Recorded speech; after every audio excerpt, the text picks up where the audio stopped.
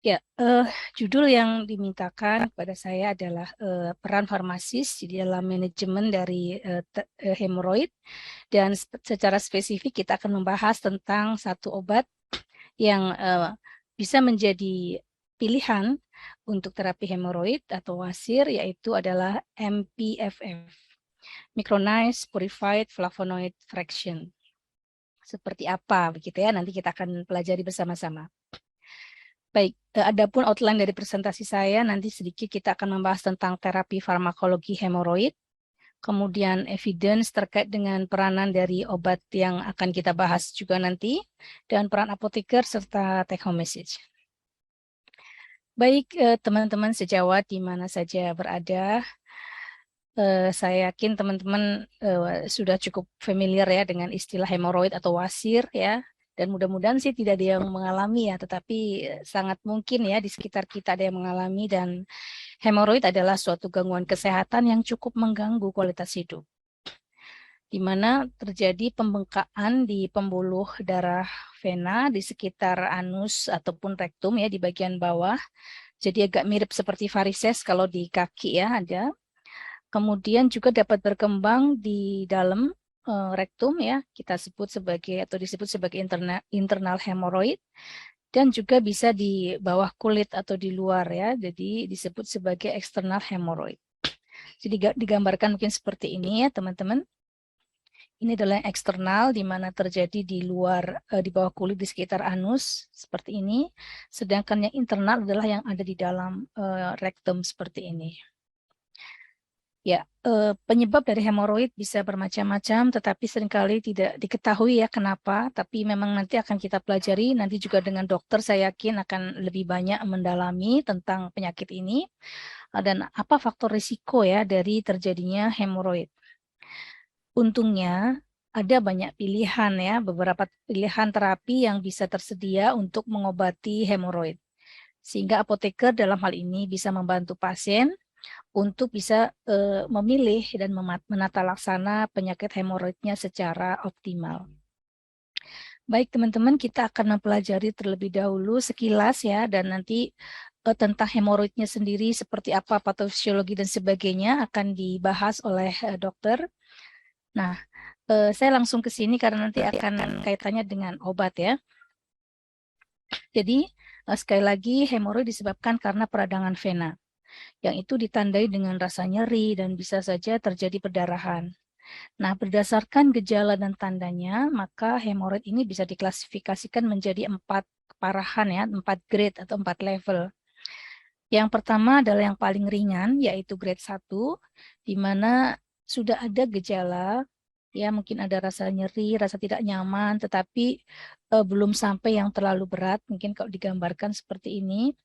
Terutama kadang-kadang muncul sedikit perdarahan, kemudian terlihat pada saat ada protoskopi atau anaskopi, kemudian ada tonjolan ketika mengejan, tapi tidak sampai terjadi prolaps ya, jadi nggak sampai yang menonjol keluar begitu. Itu grade yang pertama. Saya kira nanti akan dijelaskan lebih detail lagi ya oleh ahlinya, yaitu oleh dokter. Saya sekilas dulu secara overview ya. Baik, kemudian grade 2 ini sudah ada rasa nyeri juga, kemudian ada sedikit kebocoran, kadang ada gatal seperti itu ya. Dan bisa terjadi prolaps juga di luar batas rektum saat mengejan, tapi prolapsnya masih bisa masuk seketika saat selesai mengejan. Ini yang grade 2 ya, kadang juga ada perdarahan seperti itu ya, muncul di feses ya. Kemudian grade 3 ini udah ada pembengkakan, kemudian prolapsnya saat mengejan dan hanya bisa dimasukkan secara manual. Dan kemudian yang keempat ini prolaps permanen ya, jadi sudah nggak bisa dimasukkan atau ya menonjol seperti itu ya. Sehingga yang perlu dilakukan ada beberapa hal ya di sini, karena adalah peradangan, maka salah satunya nanti adalah untuk mengatasi peradangan. Tetapi pada kondisi yang berat tentu saja tidak cukup ya, nanti mungkin ada modalitas yang lain ya di dalam mengatasi wasir ini. Ya, apa sih faktor risiko dan yang menyebabkan ataupun yang memperburuk dari hemoroid? Jadi faktor risiko sendiri bisa dibagi menjadi faktor resiko yang dapat dimodifikasi, artinya masih bisa dihilangkan atau mungkin bisa dicegah begitu ya, atau bisa diatur ya, dimodifikasi, atau yang tidak dapat dimodifikasi. Yang dapat dimodifikasi misalnya adalah konstipasi ya. Konstipasi ini memperburuk dari kondisi hemoroid. Jadi kalau memang sudah punya riwayat tadi ya, wasir tadi, ketika dia kemudian mengalami konstipasi yang dia harus mengejan dengan kuat, maka tadi risiko untuk menjadi memperburuk kondisi hemoroidnya bisa terjadi ya. Konstipasi ini bisa terjadi beberapa hal sebetulnya, disebabkan mungkin karena dietnya yang rendah serat, aktivitas fisiknya terbatas kayak gini ya, istilahnya sedentary lifestyle ya, makan melulu sambil tiduran gitu ya, pokoknya kaum rebahan gini, tapi kemudian ya tadi mungkin makanannya tidak sehat, kurang serat dan sebagainya, kebiasaan buruk dalam defekasi. Nah, ini juga bisa berpengaruh terhadap perburukan dari wasir atau hemoroid. Juga karena pekerjaan tertentu, kemudian overweight atau obes. Lalu ada beberapa obat juga yang memang bisa menyebabkan konstipasi begitu. Nah, ini nanti mungkin yang juga bisa menjadi sasaran konseling kita ya kepada pasien terkait dengan obat-obat lain yang mungkin dikonsumsi pasien dan itu bisa menyebabkan konstipasi yang itu akan memperburuk dari hemoroidnya. Ini adalah faktor yang bisa dimodifikasi. Artinya apa?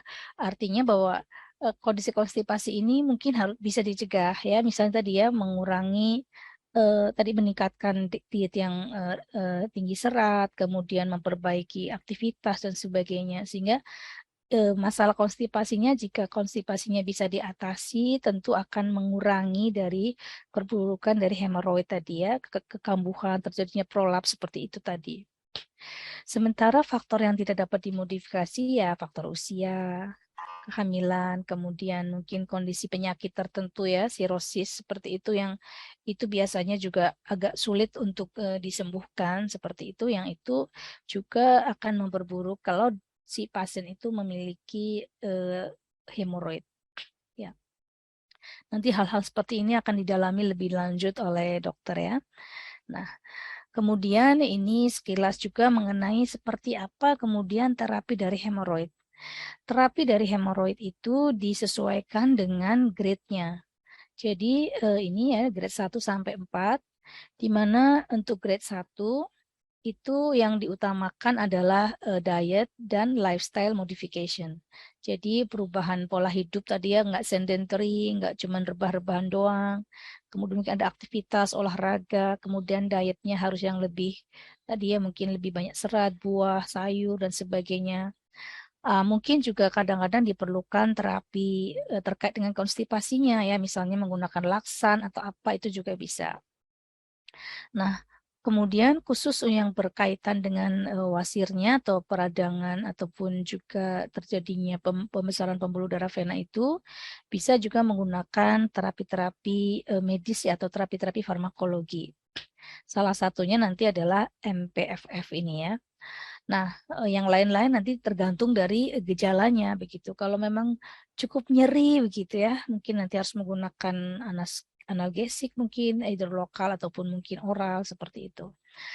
Nah, kalau terapi-terapi modalitas awal ini diet, medical therapy, and also ya ini ya tadi fail atau gagal, maka mungkin bisa dilakukan tindakan. Ini tentu oleh dokter yang ahli ya, melakukan prosedur istilahnya non surgical. Jadi belum sampai operasi ya. Ada istilah mungkin saya yakin nanti akan dijelaskan lebih detail oleh dokter. Ini sekilas saja untuk overview. Misalnya dengan rubber band ligation. Jadi semacam ini ya. Jadi kayak dijepit ya. Mungkin nanti dokter akan menjelaskan lebih jelas di mana yang mengalami pembesaran ini nanti akan diikat semacam ini. Ini adalah belum disebut sebagai surgical ya, atau belum termasuk pembedahan. Jadi hanya diikat aja. Ya, ini adalah grade 1. Nah, bagaimana kalau sudah grade 2? Masih dengan diet and lifestyle modification itu adalah keharusan. Medical therapy bisa ditambahkan juga untuk membantu ya, seperti